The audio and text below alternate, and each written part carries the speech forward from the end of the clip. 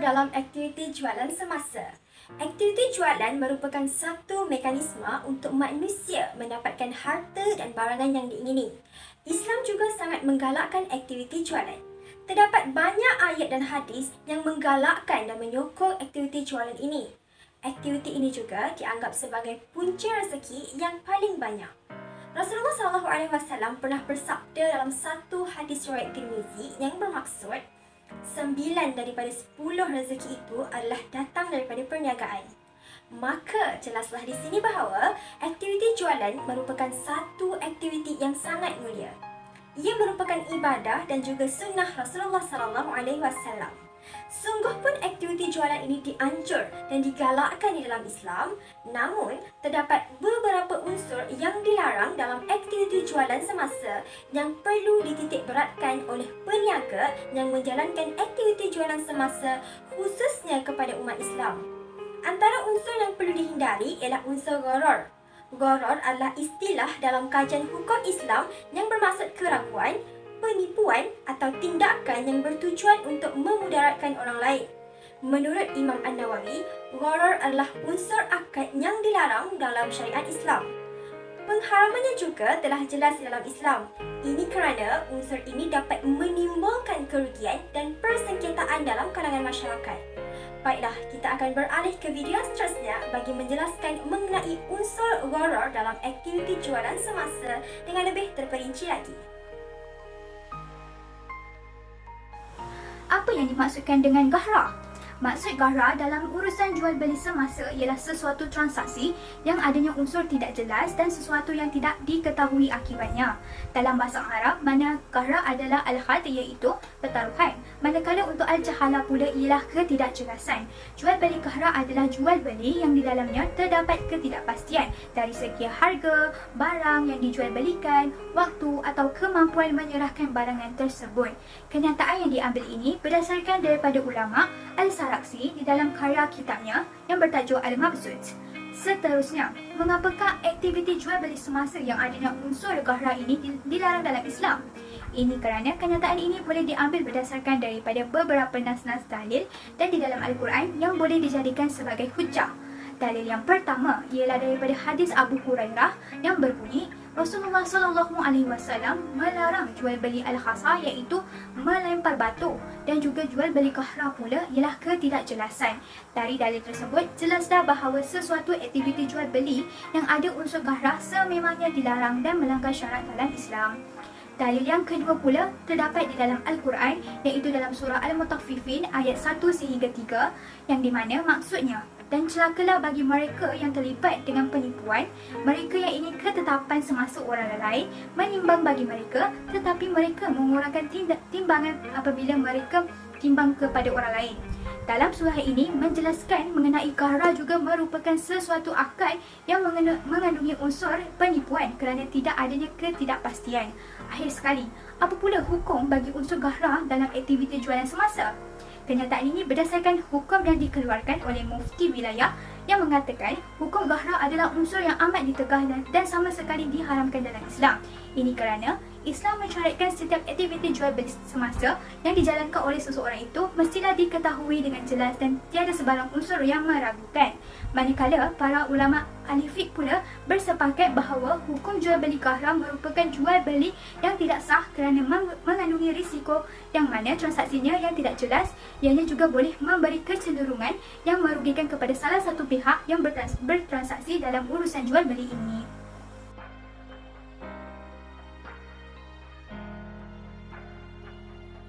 Assalamualaikum warahmatullahi wabarakatuh. Hari ini saya akan membicarakan tentang unsur gharar dalam aktiviti semasa. Baiklah, sebelum saya mula, terdapat beberapa soalan yang saya ajukan kepada anda semua. Adakah anda semua tahu berapa dan apa kategori gharar serta syaratnya? Baiklah, seperti yang anda semua tahu, terdapat dua kategori gharar dalam Islam, antaranya gharar fahish dan gharar yasir. Gharar fahish ini merupakan gharar yang berat, manakala gharar yasir merupakan gharar yang ringan. Gharar fahish ini adalah dilarang dalam syariat Islam kerana ini mengakibatkan penindasan kepada orang ramai. Manakala gharar yasir ini boleh dan diterima dalam Islam kerana ini merupakan ketidakjelasan yang sangat tidak bergala. Seterusnya saya akan menerangkan tentang syarat juga syarat-syarat gharar yang diterima dan dibolehkan dalam Islam. Okey, antara syaratnya yang pertama iaitu barang yang dijual secara bersama. Sekiranya barang yang dijual itu berpisah, maka jual belinya tidak sah. Contohnya seperti jual beli bangunan yang dijual bersamakan anggapan bangunan. Syarat seterusnya adalah perkara yang dimudahkan dalam masyarakat secara adat, sama ada keluarga kecil atau sukar untuk membezakan dan menentukannya. Selain itu, syarat-syarat halal yang berdalam dalam Islam antaranya adalah jual beli barang yang tidak diketahui keadaan sesuatu barang tersebut. Akhir sekali, jual beli barang dengan pembeli boleh membuat pilihan tetapi dalam tempoh masa yang ditentukan. Itu merupakan syarat halal yang dilarang sama sekali dalam Islam. Pada umumnya, gharar terbahagi kepada dua kategori iaitu gharar fahish dan gharar yasir. Namun, terdapat juga gharar yang turut banyak berlaku hari ini yang melibatkan gharar mutawassit. Ia turut dikenali sebagai gharar yang sederhana dan berada di antara gharar yasir dan gharar fahish. Gharar mutawassit adalah daripada jenis yang tidak mampu dielakkan melainkan dengan cara yang sangat menyusahkan. Maka biasanya wujud khilaf di kalangan fuqaha dalam memberi penilaian dan status hukum. Kamu semua dah dengarkan tentang gharar dan kategori gharar yang telah disampaikan oleh saudari-saudari saya sebentar tadi? Mari saya berikan pula gambaran tentang contoh serta modus operandi bagi kategori-kategori tersebut. Bagi kategori yang pertama, iaitu gharar yasir ataupun ketidakjelasan yang kecil ataupun ringan, contoh yang boleh saya berikan ialah membeli buah yang tertutup, contohnya seperti durian. Mari kita saksikan video modus operandi yang telah saya sediakan. Durian ni harga berapa? Kalau durian kampung 1 kg RM20. Kalau durian di 24 1 kg RM30. Kalau nak tengok dalam durian boleh tak kak? Tak boleh lah dik. Kita kat sini memang jual tanpa buka tengok isi dalam. Tak apalah kak, bolehlah durian kampung 1 kg. Okey, akak buka sekarang juga. Terima kasih.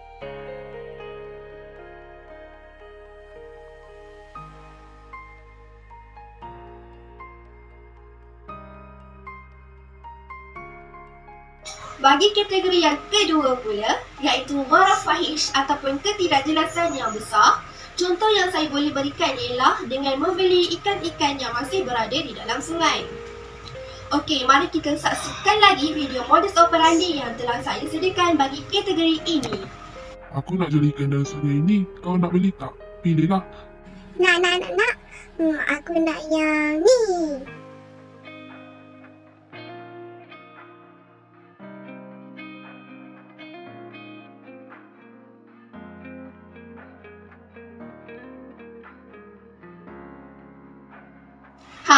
Sekarang kamu semua dah faham kan? Jangan lakukan jual beli seperti ini ya.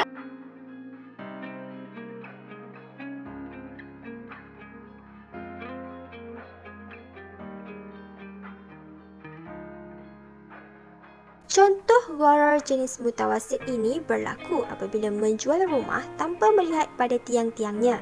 Selain itu, menjual buah-buahan semasa buahnya hampir masak juga merupakan contoh dari jenis gharar mutawassit ini. Gharar ini berlaku kerana jual beli dilakukan ketika buah-buahan itu tidak masak lagi. Terdapat kesamaran di situ, sama ada buah-buahan tersebut akan masak ataupun tidak. Gharar ini juga tidak merosakkan akad.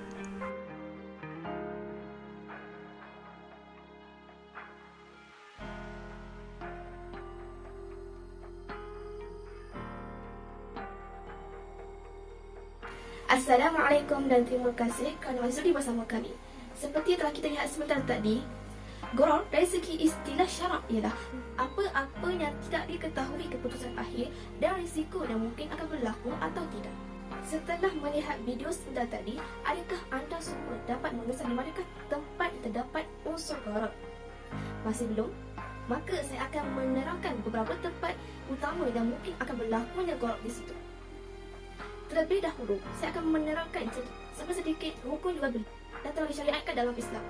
Yang pertama iaitu penjual dan pembeli. Yang kedua, akad iaitu ijab dan qabul. Dan yang ketiga ialah barang iaitu maqul alaih. Antara tempat utama yang mungkin berlakunya gharar ialah pada jenis, tempat, berat, kuantiti dan juga jumlah. Jadi, setiap barang yang hendak dibeli sudah diberi keterangan yang sewajarnya agar kedua-dua pihak dapat memahami apakah yang telah dijual. Dan yang kedua ialah disebabkan oleh masa penghantaran. Jadi, penjual dan pembeli digalakkan untuk menetapkan masa penghantaran barang yang hendak dibeli. Yang ketiga disebabkan oleh nilai harga dan cara pembayarannya, iaitu nilai harga yang ditetapkan oleh penjual ialah mengikut keadaan tersebut. Harga yang tidak diputuskan dengan muktamad juga boleh menjadi unsur gharar. Dan yang terakhir disebabkan oleh kesamaran pemilik dan juga kapasiti pemilik aset, iaitu menjual barangan yang masih belum dimiliki dan sukar untuk didapati. Jadi, apakah solusi yang betul bagi menangani unsur gharar yang berat seperti gharar fahish? Solusi yang pertama ialah sesuatu barang yang hendak ditransaksikan itu mestilah wujud. Kedua, barang tersebut mestilah diserahkan pada masa akad berlaku dan dilafazkan. Yang ketiga, barang tersebut mestilah dijelaskan mengikut kuantiti dan jenisnya. Tempat untuk penghantaran barang juga mestilah ditetapkan. Terusnya, lafaz akad atau kontrak mestilah dilaksanakan dengan jelas dan dapat dipahami oleh kedua belah pihak.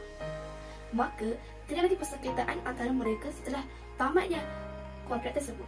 Dan yang terakhir, barang yang dijual mestilah tidak mengandungi unsur najis dan dilarang dalam syarak. Akhir kalam, bukan semua gharar fahish itu adalah haram, tetapi ia dinilai mengikut keadaan semasa yang mungkin kerana peredaran zaman dan barang tersebut dapat diperolehi dengan lebih mudah berbanding semasa dahulu. Agama Islam amat melarang jual beli yang mengandungi unsur gharar kerana wujudnya persengketaan yang boleh menimbulkan penindasan kepada pihak lain dan merugikan pihak tersebut. Larangan ini mengandungi maksud untuk menjaga harta yang dimiliki oleh seseorang itu agar tidak habis pada perkara-perkara yang lalai dan mengelakkan sikap permusuhan di antara masyarakat hari ini. Semua umat Islam hari ini mestilah mengenal pasti setiap muamalah yang dilaksanakan pada setiap hari itu adakah memiliki unsur gharar ataupun tidak.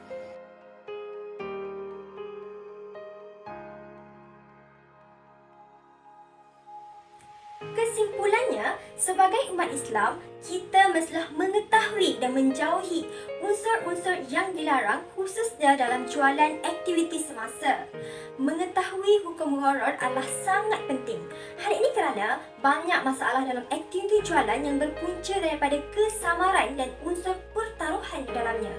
Wahbah Al-Suhaili pernah berkata bahawa gharar adalah penampilan yang dapat menimbulkan kerosakan atau sesuatu yang menyenangkan, namun hakikatnya dapat menimbulkan kebencian.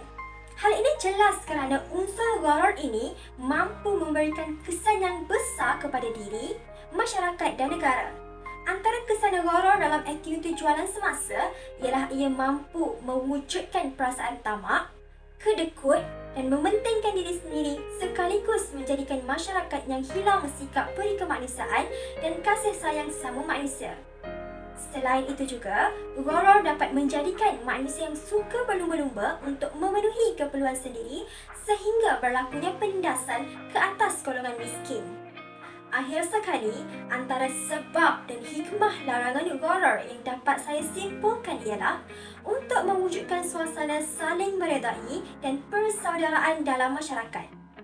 Hal ini kerana Allah Subhanahu Wa Taala telah menjadikan manusia itu saling bergantung antara satu sama lain agar mereka berkenalan dan tolong-menolong. Kalau tuan pergi ke darat, jalan mari ke hujung tanjung. Jangan ditipu timbangan berat. Tiada berkat walaupun untung. Itu sahaja daripada kumpulan kami. Saya akhiri dengan lafaz yang mulia. Wabillahi taufiq wal hidayah. Wassalamualaikum warahmatullahi wabarakatuh.